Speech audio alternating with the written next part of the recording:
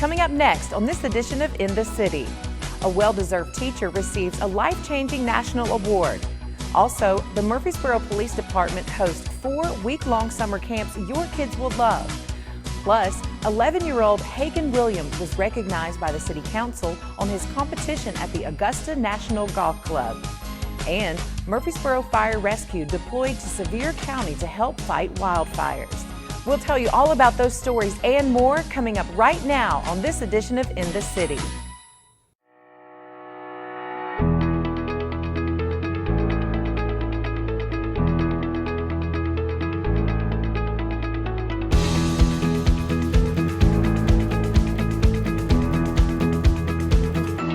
Welcome to another edition of In the City, your source for what's happening right here in the city of Murfreesboro. I'm Michael Linn White. A Black Fox elementary teacher was completely surprised when officials from California, the governor of Tennessee, and Tennessee's education commissioner showed up to her school. For over 35 years, the Milken Educator Award, an initiative of the Milken Family Foundation in Santa Monica, California, have rewarded top educators from around the country an unrestricted cash award. To date, more than 2,800 awards have been given out, totaling $70 million. The senior vice president from the foundation, as well as Tennessee's education commissioner and Governor Bill Lee, all made a visit to Black Fox Elementary to find the next Milken Award recipient that had no idea of the upcoming accolade. You probably don't know anything about the Milken Foundation, but the foundation knows a lot about you. Oh, yes. Even in California, we heard about your school and your staff. In my job, I travel around the whole country visiting schools, and I heard you have the best elementary students in Tennessee. Is it true? Yeah. I'm here to tell you a secret. You know how hard it is to keep a secret, and I had to keep the secret while I was traveling the 2,000 miles to get to your school today. And before we leave, all of you will know the secret too. Dr. Foley has a clever way of explaining to the students and teachers how much money the award winner will get. How much cash would that be? $25. $25. All right. Okay. So now what do we have? $250. So now 200. We're getting somewhere, right? You'd want $250 to say thank you for your excellence. I know I would.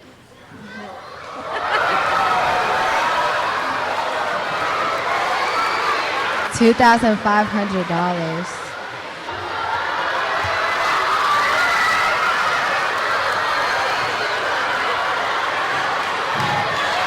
$25,000. It's $25,000, and the teacher can use the $25,000 any way that he or she chooses. Governor Lee was the lucky one to actually reveal the winner of the prestigious award. And we're very proud of the teachers that we have in this state. We have the best state in the country. We have the best teachers in America. And Black Fox has been recognized as a school that has one of the very best top teachers in all of America. And that's why we're here today, to celebrate that teacher. So I'm very proud to announce that the Milken Educator Award this year goes to your teacher, Raven Brooks.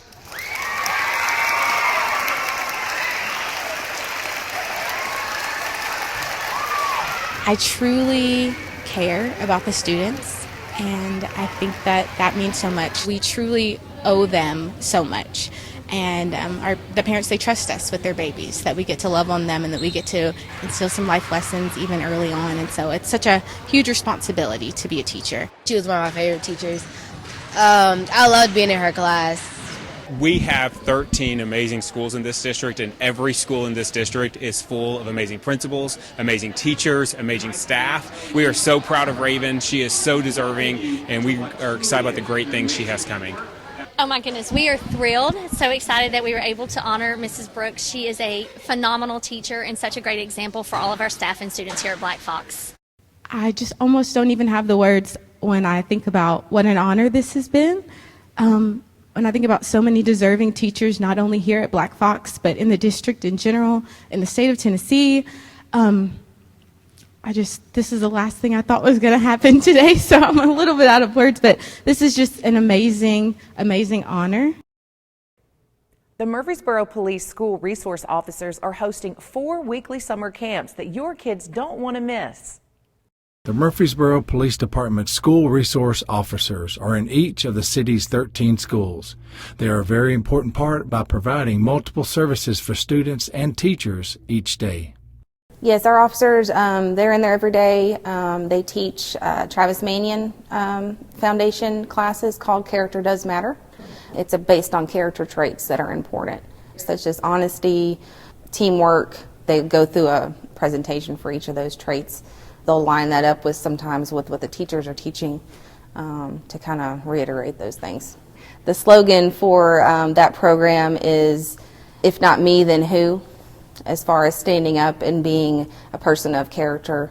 And the SROs have found that written on papers and things of that nature, that it has made an impact so far.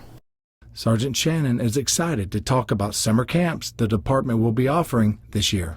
So our camp that we decided to build this year is a junior police officer camp with our SROs. It is focused from 8-year-old to 12-year-old age groups to really just be with our SROs and see what we do as officers.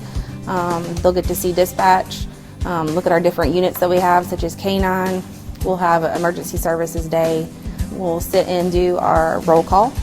They'll get to do a mock crime scene, and then they're doing a tour of the police department. This is a fun interaction with officers and local officers for them, with their SROs that they know, for them to get to know all of us, and then do some fun things as well, such as swimming and bowling. We want them to have a good time. It's their summertime. That's why we're going to do bowling and swimming. They're going to do defensive tactics with our defensive tactics instructors the day they go swimming. Before they swim, we'll have pizza and hot dogs on a couple of days. They'll get a t-shirt for the camp, and it's going to be a lot of fun. So the camps it's a week-long camp, Monday through Friday. It'll be from 9 a.m. to 3 p.m. During those days, and then we have 4 different camps for the summer. Then they'll be at 4 different of our schools, elementary schools. So the camps will be running the week of June 6th, June 20th, and then July 11th and July 18th. The cost for the camp is $50 per camper. We are looking at having a max of 30 per camp, and you can find the application online through our QR code or online through the city's website, and we'll be putting pamphlets out at all of our city schools. It is important. It's a big deal because our children, our kids in our neighborhoods and our community, that's our future of our community, of our city. We want to have a good relationship with them and them to know that we are people just like them. The more positive interactions we can have with our community, the better, and I think this is just part of that. A very talented 11-year-old golfer made a very special trip to Georgia, and the City Council recognized him for it. This past Sunday, I know I was watching on TV at 8:30 on ESPN, a young man who is representing Murfreesboro, and Councilman Wade had asked to make sure that we recognize this young man at council tonight. So I think our team has put together a video that they want to play before we have them come up. I'm Hagen Williams. I'm 11 years old and I am in 5th grade. A Murfreesboro resident, Hagen Williams, has been playing and learning the game of golf with his dad for years. He had a dream to play in the drive, chip, and putt competition held at Augusta National Golf Club the week before the Masters tournament. The competition is broadcasted live on the Golf Channel, but to get there, Hagen had to win locally in the sub-regional and regional to qualify. When we signed up, we were just going to see if I would make it to just like the sub-regional. I didn't think I was going to have a chance to win, but my dad was just go out there and do what you can do and do your best and just have fun with it. When Hagen found out he qualified to go to Augusta, Georgia, this was his reaction. I nearly started crying, but I didn't cry though, but my mom did. My dad, he was holding it up. And then at Augusta, when we prayed and everything, he started bawling up tears and everything. So how did Hagen feel being the only player representing the whole state of Tennessee? I thought that was pretty amazing that I was the only one from Tennessee to make it. And his reaction arriving at Augusta National Golf Club. They shuttled us into Magnolia Lane, and then when we got out, we got to walk across it to the chipping green, which that was really cool. It was beautiful when we went through. Hagen's strategy with the 3 golf skills, driving, chipping, and putting. We were really trying to get my drives, just get it as straight as possible. Focused on my spin and everything and how I can control it. And then we tried to get my speeds and my putts dialed in. And the first one, I was trying my best to make it, but I'm glad it hit the hole because I think it would have went over. Got kind of lucky on that one. Hagen Williams from Murfreesboro, Tennessee. Skinny, nicknamed Skinny. Hagen placed second overall and was awarded his trophy from golf great Fred Couples. The obvious question, was there a Tiger Woods sighting? I could hear all these yelling, "Tiger, Tiger!" And then he came through, and then once he went on the putting green, everyone just came in and was videoing. It was really cool because I've never seen him before. The City of Murfreesboro and the Murfreesboro City Council congratulate Hagen Williams for proudly representing his family and the city at the Masters Drive, Chip, and Putt event. Way to go, Hagen.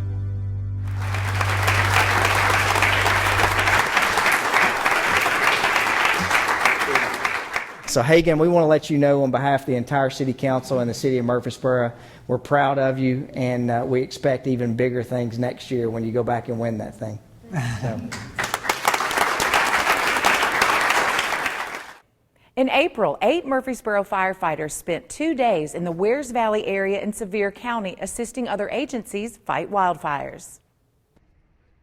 8 Murfreesboro firefighters and 2 fire trucks have packed up and headed to East Tennessee to help fight the wildfires. They're actually going to the Pigeon Forge High School to stage to help with the efforts to fight the fires that are going on in the Wears Valley area of Sevier County. 70 agencies, including Murfreesboro, are in Sevier County as part of a system that organizes outside agencies helping in a disaster. We are part of the Tennessee Mutual Aid system, and so we've always been very active in the Tennessee Mutual Aid system for probably the last 6-7 years.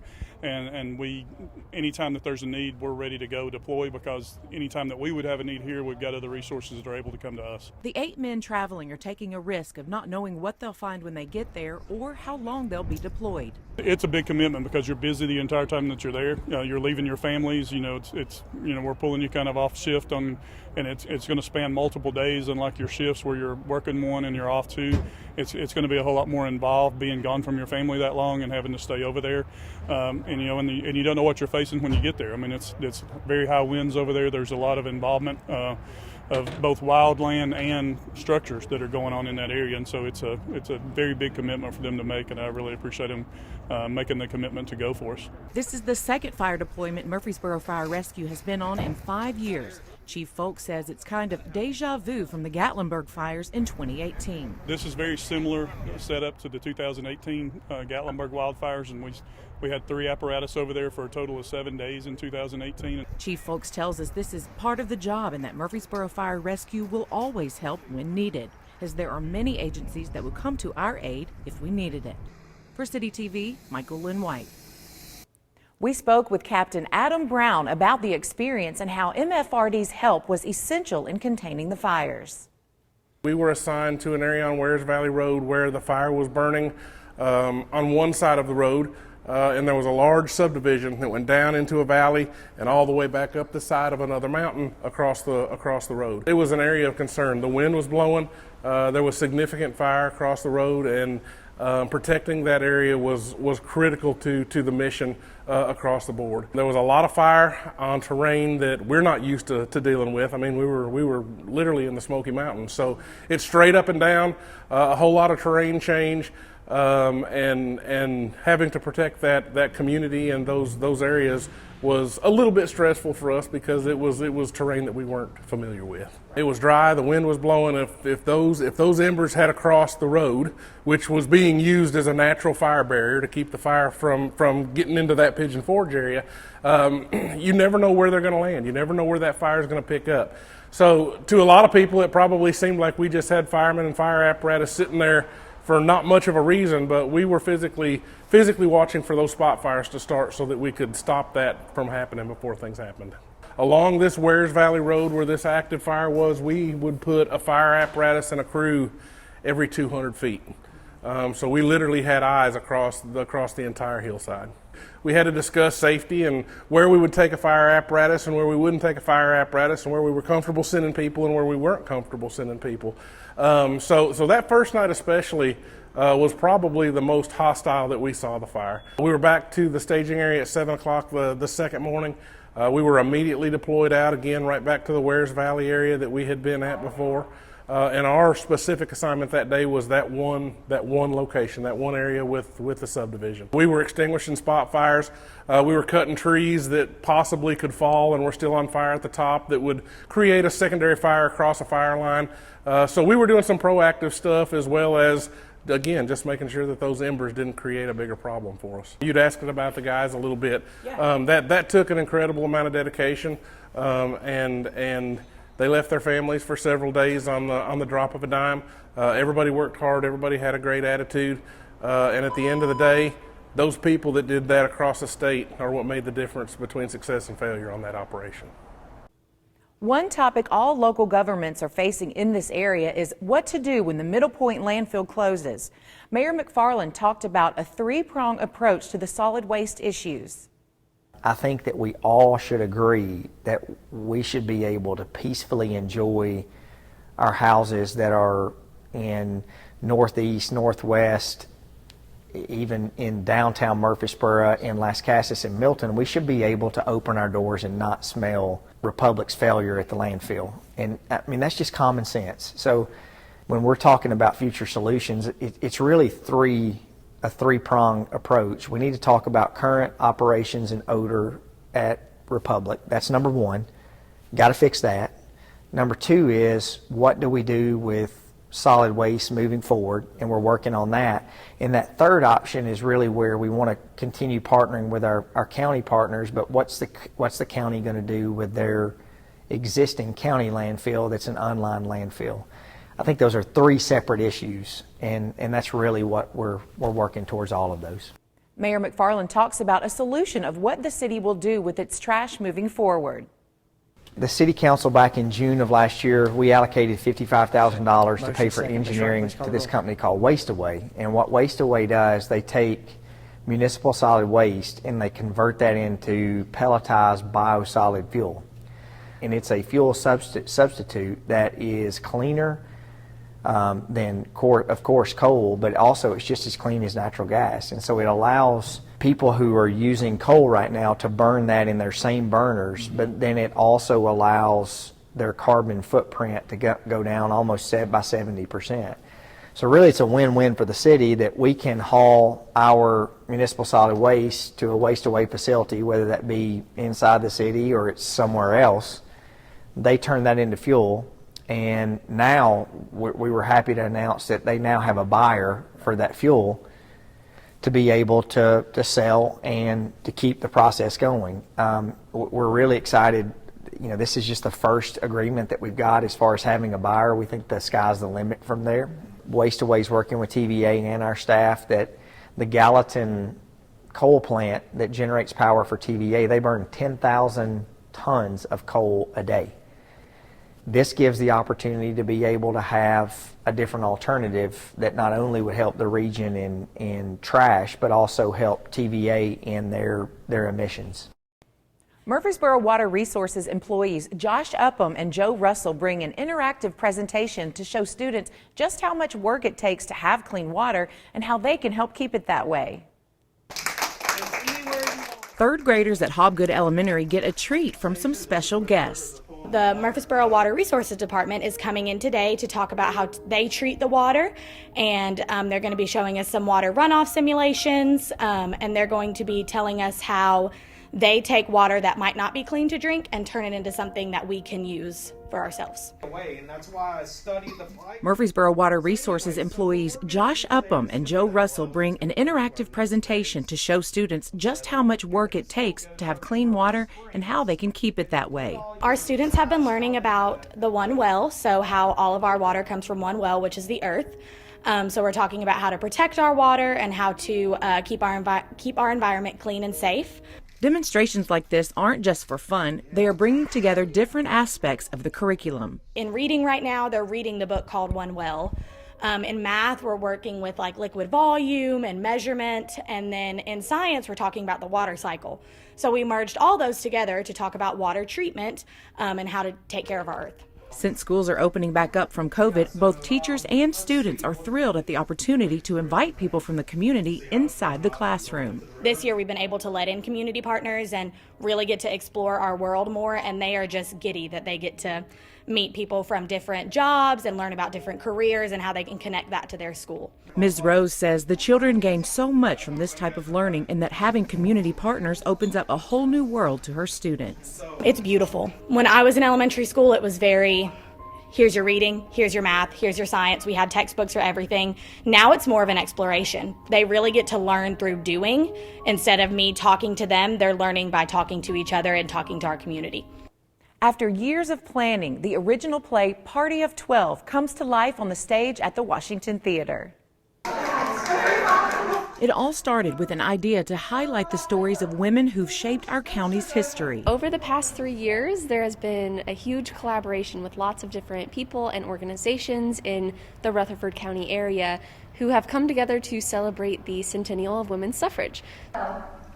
Please accept this strawberry cordial. After many setbacks like COVID and other challenges, that idea from years ago was finally brought to life over an incredible weekend in Murfreesboro that brought the community together in an unforgettable way.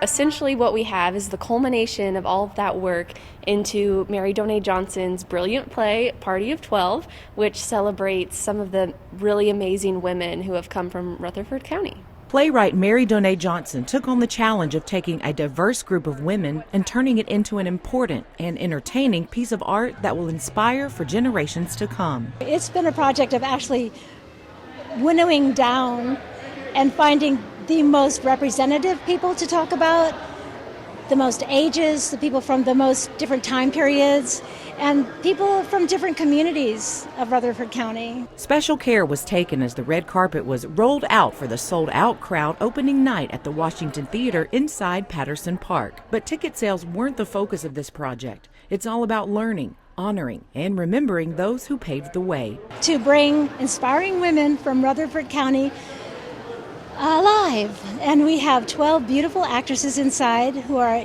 achieving that tonight.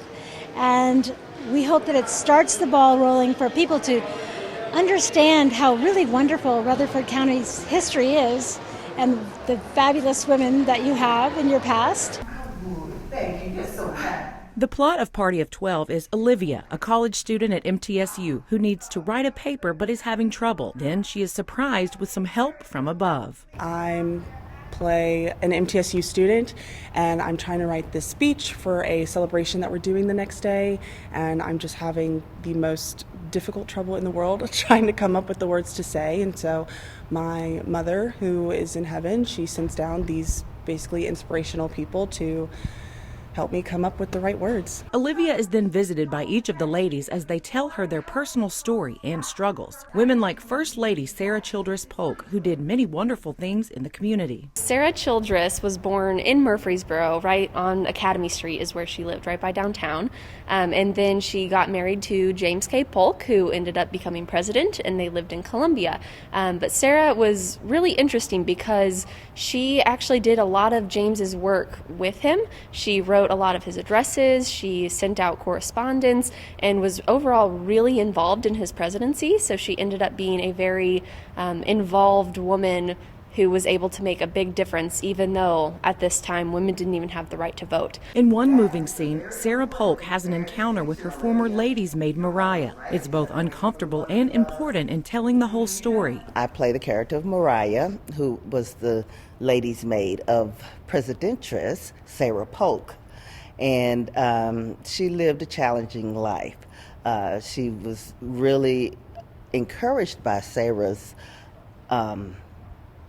outgoing personality, but my character, I see Mariah as her feelings were hurt because Sarah just kind of abandoned her to the fields in Mississippi. The story goes on to bring in each lady one by one, all of them working together, and by the end of the night, Olivia has a whole new perspective. This play just highlights the areas of women's challenges throughout the years of having the right to vote, of having a voice in legislature, of a journalist, there's an artist, and then you have the First Lady of the United States. Party of 12 is no doubt history making, and every person we spoke to says it opened their eyes and left an impact. It's amazing to be a part of and to think like this could be something that could, continue to improve upon like years later. Like obviously I'm part of the original cast, and to be able to help people like get a new meaning of, Murfreesboro or just Tennessee in general, and like how important we are to history is like really great. This project and labor of love for so many is just getting started. It's part of the Leading Ladies of Rutherford County History, a movement to not only showcase the hard work of women from the past, but to highlight the importance of Rutherford County and create a sense of place for all who call this wonderful area home.